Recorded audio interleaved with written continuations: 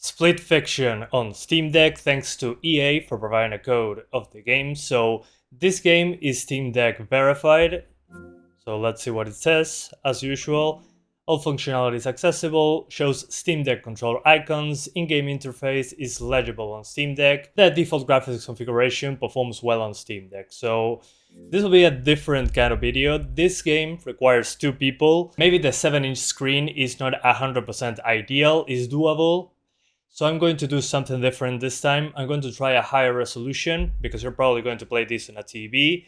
And I'll show you as well how it looks on the smaller screen at a lower resolution. So now I'm connected to a 1080p screen, and as you can see, it's 16:9. That's why I removed the Steam Deck background, so it's clear. We hit play. Alright, so when it comes to the settings, on a TV, usually 1080p is pretty common. 4K is also, I see a lot. But I think 1080p is a good place to be with upscaling. You can also do 720 or 900p. That's not a problem. But I think 1080p is the best way to do it, at least for the Steam Deck in a TV. Most people should have at least a 1080p TV. When it comes to upscaling, I like how it looks on FSR 3.1 balanced, because if we go native 1080p, well, it goes into the mid-20s. So I want to have at least over 30.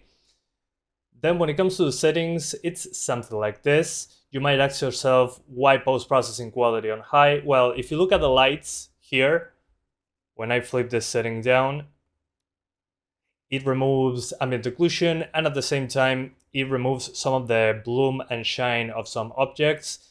So my advice is to keep this on high, makes it more quote-unquote cinematic. And I want to have a good balance of visuals and performance. At the end of the day, you're playing it with somebody else on a TV. And I want to thank today's sponsor, Instant Gaming. Instant Gaming is a platform that sells keys for cheaper for PC, PlayStation, Xbox, and Nintendo Switch. They sell a huge variety of games at a cheaper price. So we got Monster Hunter Wilds for $59.88 US. The game we're playing today is Split Fiction for PC or for console. Final Fantasy Rebirth for $41.37 or Kingdom Come Deliverance 2. So opening the game we're playing today, Split Fiction for the consoles, but you go to PC, and here you can see $46.81 US. Just make sure to look at which platform. In this case, it's the EA app, so it's not a Steam game, but it's way cheaper, $46.81. And each month we're doing a giveaway for a game of your choice, so hit participate, follow Instant Gaming and myself in social media for more chances to win. And the person that wins will get one game of their choice, any game in Instant Gaming. So thanks again to Instant Gaming for sponsoring this video. Let's continue. Yeah, weird video. I'm playing on my own, so that's why my testing will be very limited. I'm trying to play with 2 characters at the same time, so this will be pretty difficult in that regard. So I'm going to go one at a time. Just because of that, it's going to be difficult, impossible otherwise. And as you can see, visually, it's pretty damn good. I think FSR 3.1 does a good job when it comes to that. And performance, even on 1080p, we're basically getting into the 40s. And you have to, even if you play online, you're going to have a split screen like this. So keep that in mind, but shadow quality is still pretty damn good, in my opinion. So let's get there with the other character. But again, remember, I'm doing this on 1080p because on a TV, you probably want the screen real estate. And when you're playing with somebody else, I think it's best to play this on a TV. I never show the Steam Deck at higher than 720 in general. So this is a good way to test it, in my opinion. And the thing that might surprise you the most is that this is Unreal Engine 5. But Unreal Engine 5 running well is because we don't have nanite, we don't have ray tracing, we don't have lumen, anything like that.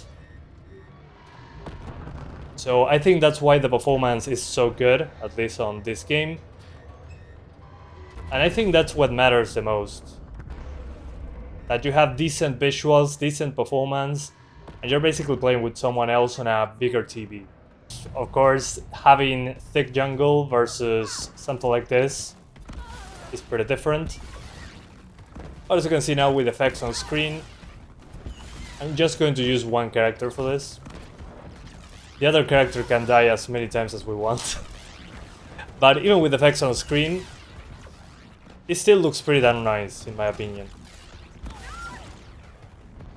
With effects on both viewports, seems to be working pretty well.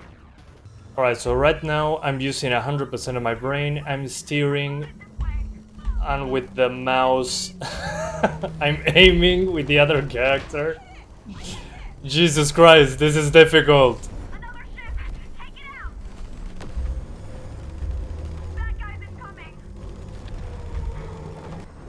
Okay, I think we're good. Okay. Some minor stutter there, but nothing major, and I was able to do it by my own. Okay, so now I'm in the fantasy setting. One of the characters is running away, the other one can die, it's okay.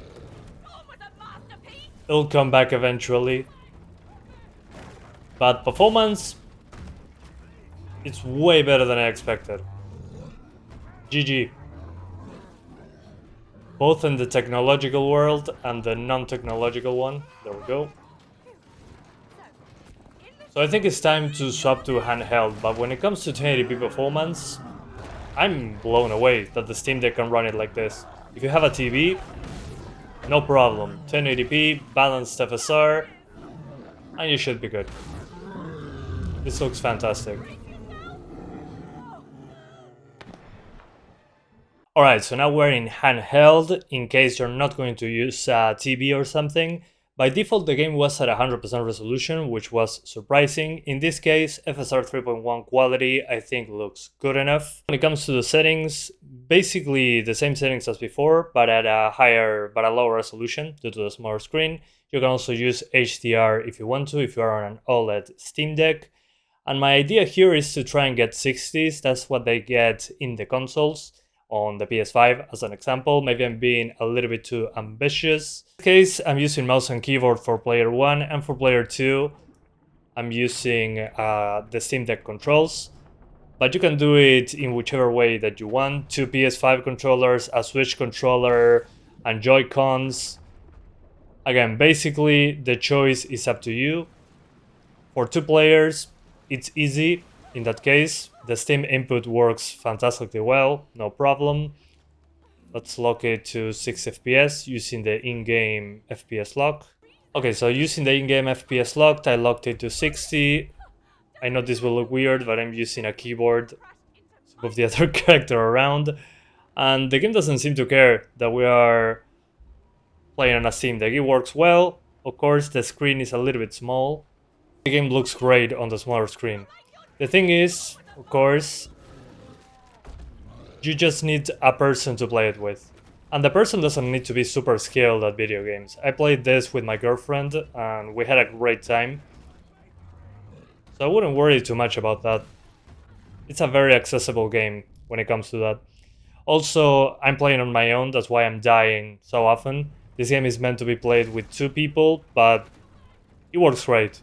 If you have a friend to play this with, I highly recommend it. It's a lot of fun. It's not my first time playing it. I just wanted to show you the more explosive sections and the different stories, because you have, again, sci-fi, and then you have that fantasy setting that I'm playing right now. But both seem to be running very similarly, and the game looks fantastic when it comes to art. Very colorful in this part. When it came to the tech section, the sci-fi section, it also looked pretty good, especially when it came to particle effects. So again, I think they did a great job with this one. And well, and once again I apologize that I can't do a proper quote-unquote test on this one. And by proper test I mean showing you interesting gameplay, because I have someone to play it with, but doing this video was kind of a pain to get someone with enough time to spend a few hours with me doing this. Everybody's working. At this time in my life, my friends are all at work. So yeah, I wanted to do it as best as I could, showing you different things. Both characters doing different things and also different stages. So what are my thoughts on this? Well, my thoughts are that I'm blown away by how well it runs. It's a UE5 game, so I was expecting the worst, but at the same time, they did graphics in a traditional way. They didn't put ray tracing, so we don't have lumen, nanite, anything like that. The game is just made in an intelligent way when it comes to graphics. You have the usual shadow maps, you have a good art style. So I think there's no reason not to play it if you have somebody to play it with. If you don't, you can play online. There's a Discord where people can go together and play the game. But when it comes to the Steam Deck, I mean, I'm blown away that it runs so well. I was expecting 30s at 720, not 60s with minor upscaling. Especially if you're playing on a TV, even that feels very well when you're just playing on a TV. Performance is pretty damn good. So thank you guys so much for watching this video. I hope you enjoyed it as much as I did trying to multitask, which is very difficult. And I'll see ya next time. Bye guys.